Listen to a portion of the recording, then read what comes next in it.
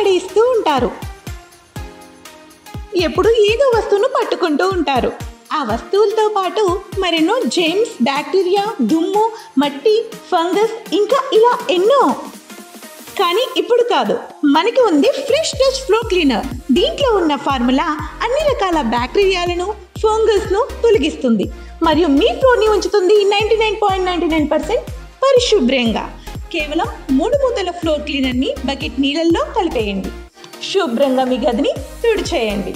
ఇప్పుడు అయింది మీ ఇల్లు సురక్షితంగా మరియు పరిశుభ్రంగా.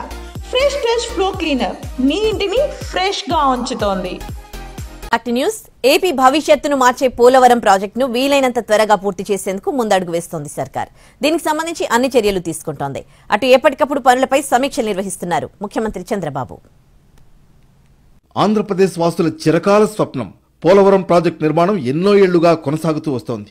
ఇప్పటికే పనులు పూర్తి కావాల్సి ఉండగా వివిధ కారణాల వల్ల జాప్యం జరుగుతోంది. అలాగే అంచనా వ్యయం కూడా భారీగానే కాలక్రమంలో పెరిగింది. తాజాగా కూటమి సర్కార్ వీలైనంత త్వరగా ప్రాజెక్టును పూర్తి చేసేందుకు ప్రణాళికలు సిద్ధం చేసి అమలు చేస్తోంది.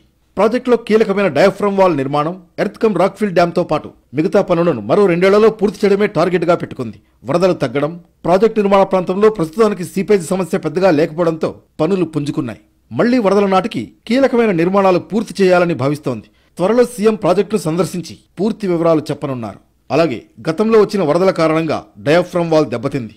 దీంతో నిపుణుల సూచనతో కొత్త డయాఫ్రమ్ వాల్ నిర్మాణానికి ఏర్పాట్లు చేస్తున్నారు. మరోవైపు ప్రాజెక్టు నిర్మాణంలో అత్యంత కీలకమైన వైబ్రో కాంప్రొకేషన్ పనులు చివరి దశకు చేరుకున్నాయి. నదిపై ఆనకట్ట నిర్మాణం కోసం అవసరమైన ప్రాంతంలో ఇసుక నేలను పటిష్టపరిచే ప్రక్రియ సాగుతోంది. 1-2 నెలల్లోపే ఇది పూర్తవుతుంది.